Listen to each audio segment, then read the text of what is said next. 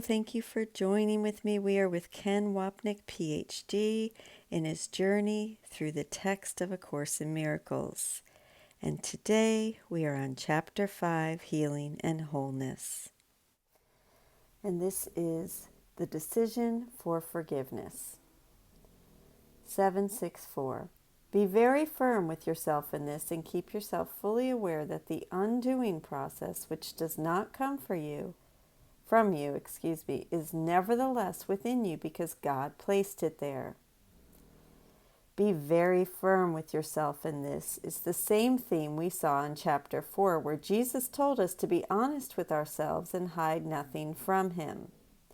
He is not being harsh, but simply highlighting the importance of this idea.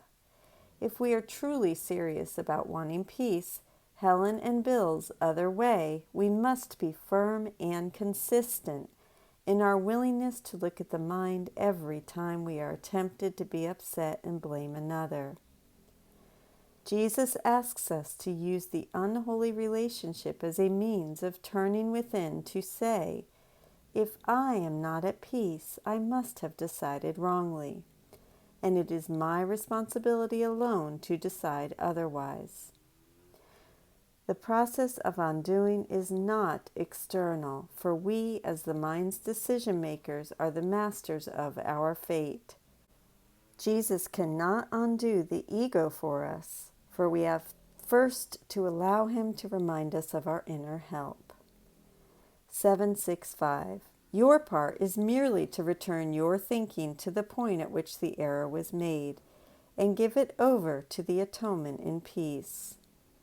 The point at which the error was made refers to the decision-making part of our minds, the source of the error and the only place in which it can be undone. 766.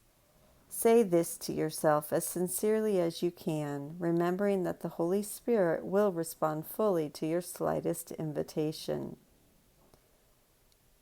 The 5 statements that follow are not literally what we have to say. It is not necessary to memorize them or similar ones in the Course and repeat the words every time we are upset. But their content is extremely important. The statements reflect the process of forgiveness Jesus is asking us to apply whenever we become disquieted. He gently leads us from the perceived source of upset, the body, to its cause, the mind, where the Holy Spirit and His atonement await our return and corrected decision. 767. I must have decided wrongly because I am not at peace. This brings the problem back inside to the decision-making mind. When we first speak of the 3 steps of forgiveness, this is the first. Acknowledging we are not at peace and that the problem is not what the other person has done or the nature of the situation, but simply our decision for the ego. 768. I made the decision for myself, but I can also decide otherwise. The decision to be guilty and identify with the ego was our choice, and therefore we can change our minds. The first step returns the problem of guilt to the mind, while the second exercises its power to choose.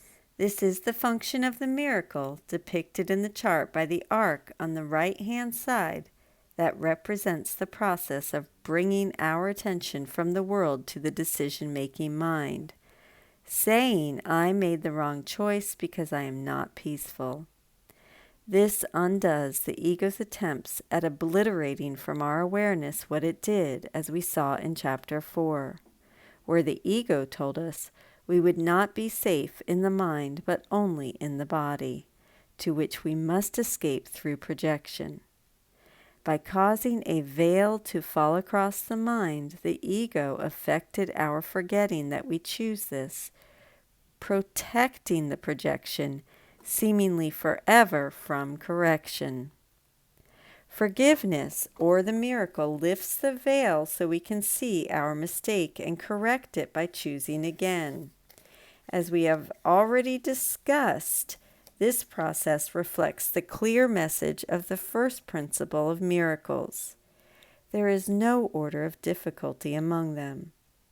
Since nothing outside is the cause of our distress, whether it is a hangnail or cancer, a playground skirmish or a war, the form of the problem is irrelevant to the healing power of the miracle.